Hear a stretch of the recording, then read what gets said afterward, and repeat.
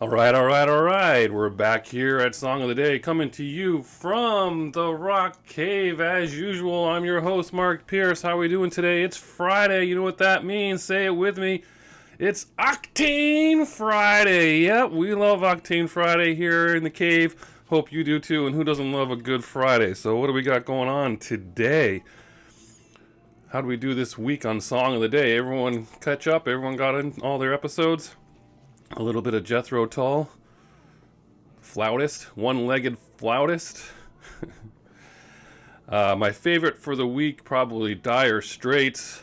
If you didn't see the Dire Straits episode, make sure you check that out. As your music therapist, if you're walking around with a hole in your heart and you're just trying to figure out why, maybe there's something's missing all these years, it's because you never listened to the whole album Brothers in Arms, and you can cure that not with a pill, but with a good solid listening. Just give that record a chance. Like I said, the non-singles on that album, better than the singles, I'd say. You hear me? I said better.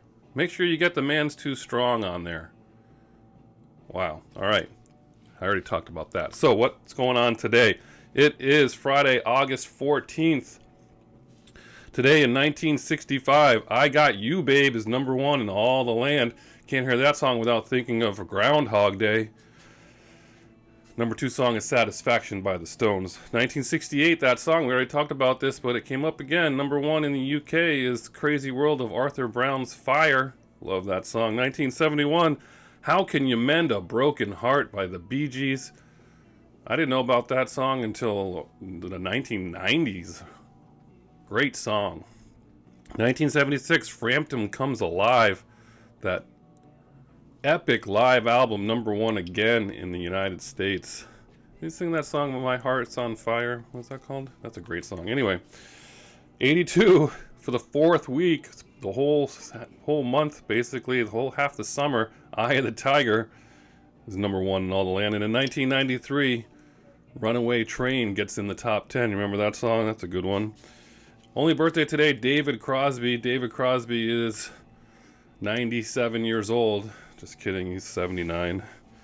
All right, what do we got going on today? Today, it's Octane Friday. I had a lot of choices today, but most of my choices didn't actually occur on this date. And I try to make songs of the day that happened on this date or within a few days of this date. So I could go and I dug around and I found plenty of hair bands and stuff like that. They're all on my list. I got things like Cinderella and Crocus, and I got all these bands, Great White. I got all these bands on my Friday list, and I can do them at any time, and I will if I need to. But when I looked at what happened today in history, this album could not be ignored. So we are squeezing it in here for an Octane Friday because it's so important. One of the best albums of all time in rock and roll. Who's that? What's that, you say? All right. So on August 14th, 1971, the album Who's Next comes out. 49 years ago today, that epic album is released. It by itself is a greatest hits. We'll talk about the tracks on there, but what a record. Oh my gosh. This is insane. So I'm reading about it, and guess what? If someone were to say to you, how many weeks have The Who collectively spent number one on the album charts in the UK? What's the answer? I'll wait for you to write down your answer. Do, do, do, do, do, do, do. All right, the answer is one. 1 week only out of all those Who albums, out of everything they've done. They have spent exactly 1 week at number one on the album chart in the UK, and that's with Who's Next. Isn't that insane? Insane. Something like 3 albums hit number two. 15 albums in the top 10, but they just never got to number one other than that time. That's pretty crazy, right? That's crazy. So, what's going on with The Who in 1970-ish? So 1970, they're already getting popular, they're already getting big, they're getting kind of bored, actually. They're kind of trying to look for a new direction, they're kind of trying to figure out what they're going to do. They do release a single that year, just a random single called The Seeker. Hello, great song. And they also put out a live album, Live at Leeds, of course, epic as well.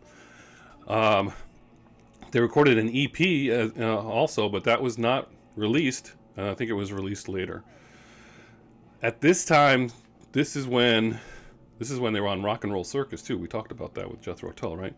But this was the time that Pete Townsend was really invested in this Lifehouse project. This is a long story. I'll keep it short, but this Lifehouse was going to be a futuristic rock opera with their music recorded live and a movie about basically a movie about music that has been banned and everyone is forced to live inside by the government. Sound familiar? I don't know. It sounds like it's 1984, 2020, moshed with Footloose. That's what it was, right? But this was a long project for them. They were actually doing the concerts and trying to figure this all out, but they finally abandoned it, and a bunch of stuff came out decades later, but this is what they were working on. So they finally decided to scrap that. So they do their first, they start recording. They're like, we're going to do an album instead. So they do their first session of what's going to become Who's Next at Mick Jagger's house on April 1st, or early April 1st, 1971, right? That's where they get the backing track for Won't Get Fooled Again at Mick Jagger's house. Then they say, well, no, we need to go to a studio. So they go to a studio, and the very first actual recording sessions for Who's Next occurred on April 9th of that year. And what's important about April 9th? Sarah's birthday. We know a lot of people with April 9th birthday. A lot of people, actually, an unusually high amount. But that's right, Sarah. I know you're out there. On your birthday, The Who were recording for the very first time the song Bargain. There you go. That's pretty cool, right? In May is when they recorded the bulk of the record. The cover of that record, very famous, right? All them standing around on a giant in front of a giant monolith.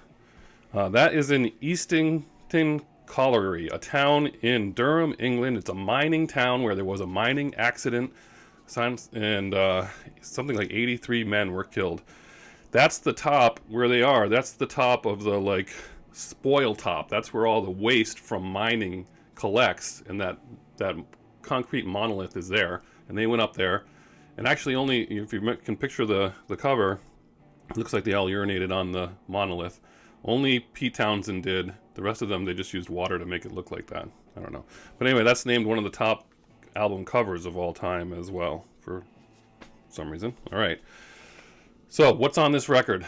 They recorded a lot of music. They recorded a ton of music, a ton of stuff that didn't even make it on the record. We won't talk about that. But the songs are, listen to this. If you don't remember who the songs, side one, Baba O'Reilly, Bargain, Lovin' for Keeping, My Wife, which was added late.